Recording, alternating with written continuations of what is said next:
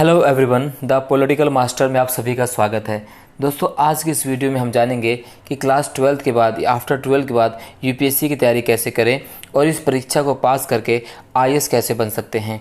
तो चलिए दोस्तों, वीडियो को शुरू करते हैं। दोस्तों, वीडियो को स्किप ना करें, इसे एंड तक देखें क्योंकि ये वीडियो बहुत ही महत्वपूर्ण होने वाली है। इस वीडियो में हम आईएएस से संबंधित सभी महत्वपूर्ण जानकारी आपसे साझा करने वाले हैं। तो चलिए दोस्तों, वीडियो को शुरू करते हैं। दोस्तों, सपने तो सभी देखते हैं, लेकिन उसे पूरा करने की कीमत हर कोई नहीं चुका सकता है। सपने भी उन्हीं के पूरे होते हैं जो इसकी कीमत चुकाते हैं।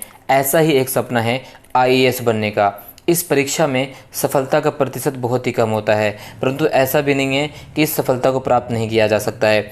इस परीक्षा में वही सफल होते हैं जिसमें शैक्षणिक योग्यता के साथ ही अनुशासन और धैर्य हो। अगर आप भी आईएएस बनने का सपना देखते हैं तो इसके लिए ज़रूरी है कि इसकी तैयारी स्नातक स्तर पर ही शुरू कर दें, यानी 12वीं के बाद ही। यदि हम इस परीक्षा की प्रक्रिया व प्रकृति को देखें तो दोस्तों, हम पाएंगे कि इस परीक्षा में सफलता पाने के लिए हमें चाहिए। दोस्तों, अब जान लेते हैं कि सिविल सेवा परीक्षा यानी आईएएस की परीक्षा का आयोजन किसके द्वारा करवाया जाता है।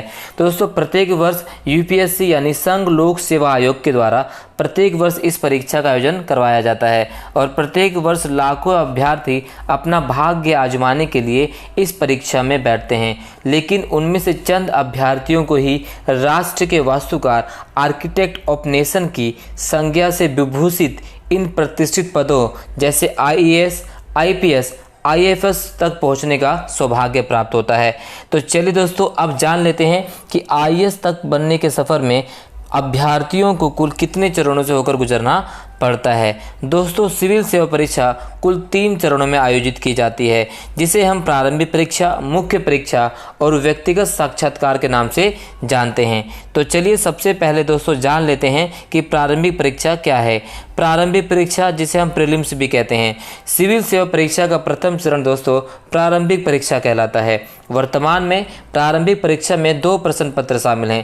पहले प्रश्न पत्र, जिसे हम GS1 यानी जनरल स्टडीज सामान्य अध्ययन के नाम से जानते हैं, इसमें संविधान से संबंधित, भूगोल से संबंधित, करंट अफेयर से संबंधित प्रश्न पूछे जाते हैं और कुल प्रश्न पत्रों में 200 प्रश्नों की संख्या 100 होती है और 200 अंकों का यह पेपर होता है। जबकि दूसरे को सिविल सेवा अभिवृत्ति परीक्षा यानी सिविल सर्विस एप्टीट्यूड टेस्ट या सीसेट के नाम से जानते हैं।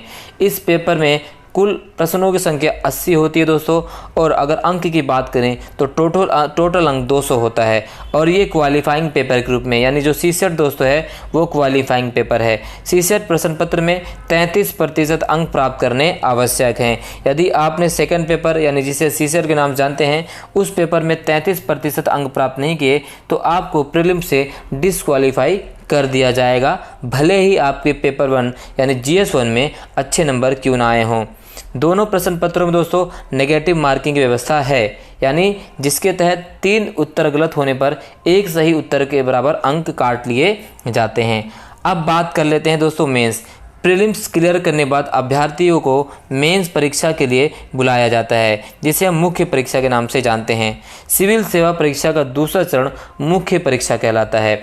मुख्य परीक्षा में दोस्तों कुल 1750 अंक होते हैं, यानी कुल परीक्षा जो है 1750 अंकों की होती है, जिसमें 1000 अंक सामान्य अध्ययन के लिए होते हैं, जिसमें 250 अंकों के 4 प्रश्न पत्र शामिल हैं। इसके अलावा 500 अंकों का एक वैकल्पिक विषय शामिल होता है, जो 250 अंकों के 2 प्रश्न पत्र शामिल होते हैं तथा 250 अंकों का दोस्तों एक निबंध पेपर निर्धारित है। तो कुल मिलाकर दोस्तों ये 1750 अंकों की मेंस परीक्षा होती है।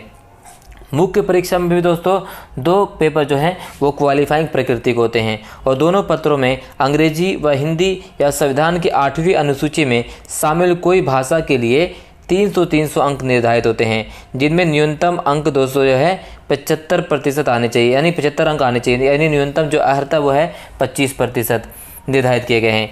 इन प्रश्न पत्रों के अंक योग्यता निर्धारण में नहीं जोड़े जाते, यानी दोस्तों जो आपके जो क्वालिफाइंग पेपर है मेंस में, उन प्रश्नों को भी मेरिट लिस्ट में जोड़ा नहीं जाता है। मुख्य परीक्षा के प्रश्न पत्र दोस्तों अंग्रेजी और हिंदी दोनों भाषाओं में उपलब्ध होते हैं। हालांकि उम्मीदवारों को संविधान की 8वीं अनुसूची में शामिल 22 भाषाओं में से किसी भी एक भाषा में उत्तर देने की छूट होती है। तो यहाँ पर दोस्तों लैंग्वेज किसी प्रकार का कोई बैरियर नहीं है। हिंदी भाषी क्षेत्र के बच्चे, हिंदी मीडियम बच्चे और इंग्लिश और अन्य किसी भी भाषा में लिखने वाले बच्चे इस परीक्षा को उत्तीर्ण करके पास हो सकते हैं।